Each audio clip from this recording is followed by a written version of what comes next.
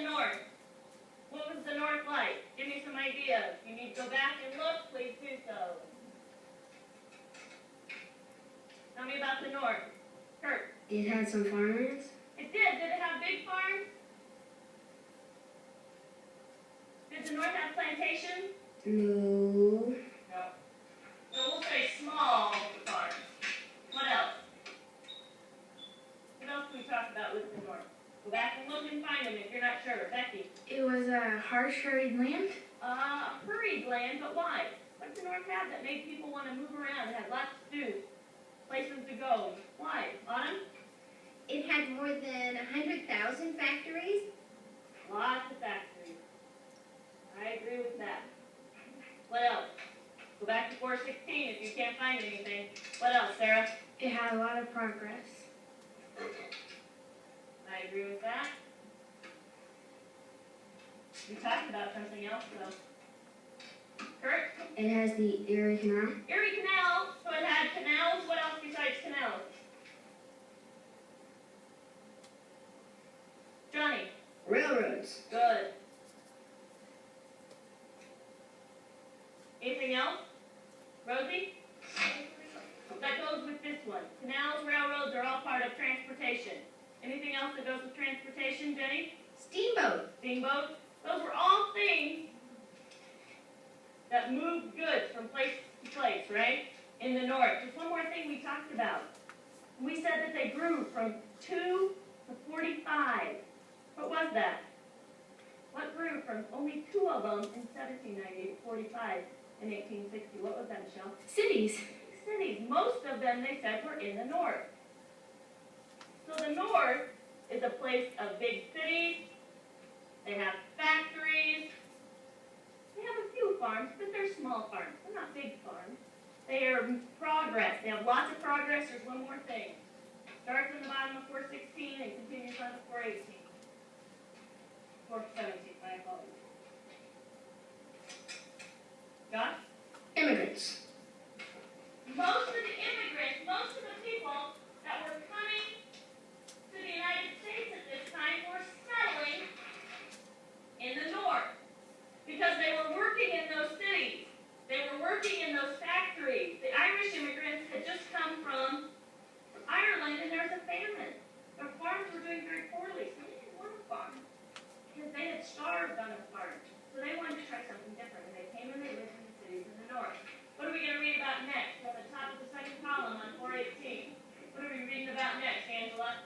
The South. The South. As we read, pay close attention so we can list some things that are important. So, tell me about the South.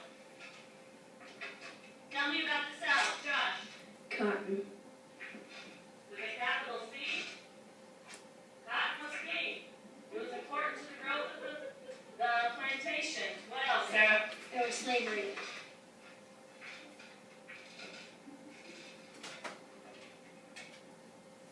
Good. What else? Autumn? They had very good farmland. Good farming. Tell me about those farms. How are they different from these farms in the North?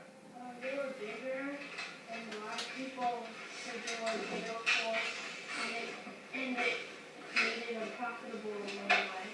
Big farms called what? They had a special name for these big farms. What are these big farms called, Kurt?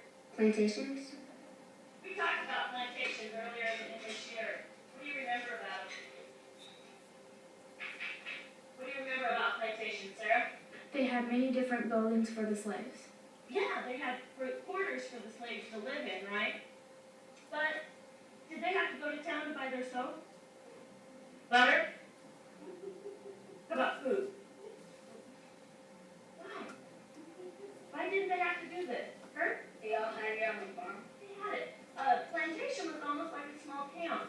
Remember we talked about that on a plantation, most of the things they needed for daily life could be made and produced right there on the plantation. You see how that worked?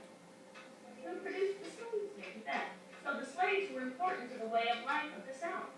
They were important to the way of life for the South. Anything else from the South we need to put up here? Anything else? Rosie? The South grew 3/4 of the world's cotton. I'll put it up here. What other products did it grow beside cotton? I'm asking Michelle. Rice. Rice is one. Another one, Becky. Sugar.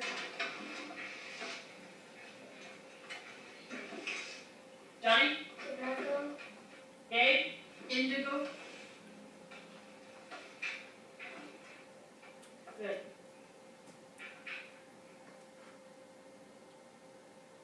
The two ways of life. The North and the South were joined together in one nation. But as you have read, each had its own way of life. The North was fast becoming a world of cities and factories. The South remained a world of plantations and farms. But the greatest difference between the North and the South had to do with slavery. And as you will read, this difference turns into a war. The big difference is the North had factories and lots of immigrants that came and worked in those factories, worked in those cities. Who ran the plantations? Who ran the plantations in the South? Who did all the work? Kurt? Slaves. And so that was a huge difference of opinion. Rosie? Yes, it is. It is going to be the start of the Civil War. Page 425.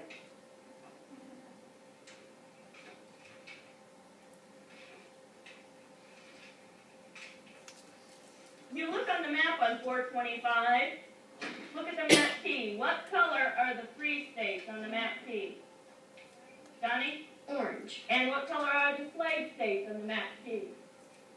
Kurt? Green. Green.